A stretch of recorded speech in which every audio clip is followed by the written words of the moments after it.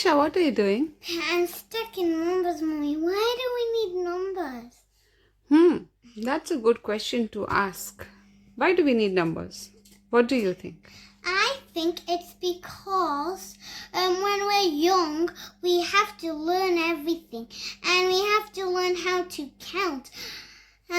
But if there are no numbers, we won't know how to count. When we need, like, for an example, if I need to 5 plus 5, I won't know how to do 5 plus 5 because there are no numbers invented. Let's take a look at what we are going to learn about numbers then today, shall we?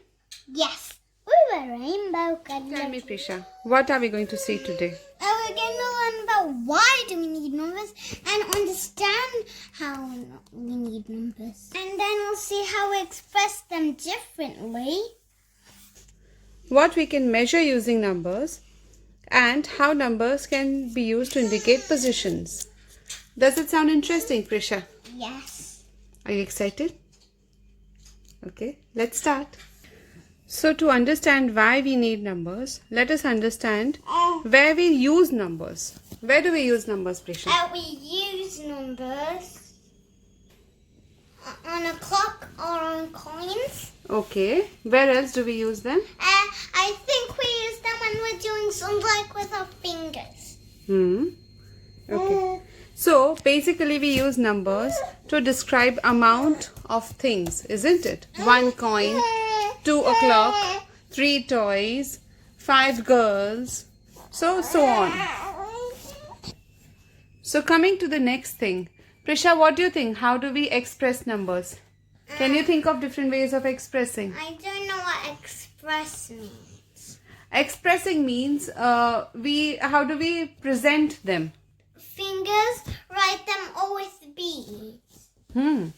So we can use words, we can use hand gestures and fingers, we can use symbols, and we can use numerals.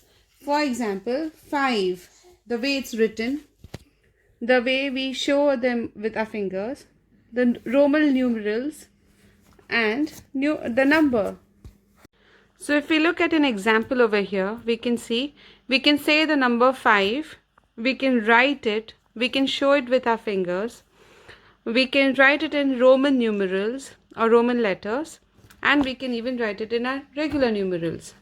So these are the different ways that we express numbers. What do you think? What all can we measure, Prisha, using numbers? We can measure with the ruler like that picture. That's okay, but what dimensions like weight, height, what else do you think can we measure? Can we measure time? Yes, we can measure length, depth, and so many other things. And each of them have different units. What units do you think we have in time, Prisha? Wait a minute, did you notice that them meant then just the rhyme? So tell me, what different units do you know of measurement? How do we measure weight? Kilograms. Yes, grams, kilograms, pounds, stones. How do we measure length? Centimeters. Yes, millimeters, centimeters, meters, feet. We can't measure up these, see? And it's a homophone. Units you can think of measuring time, Prisha? Those 3 hands, what do they measure?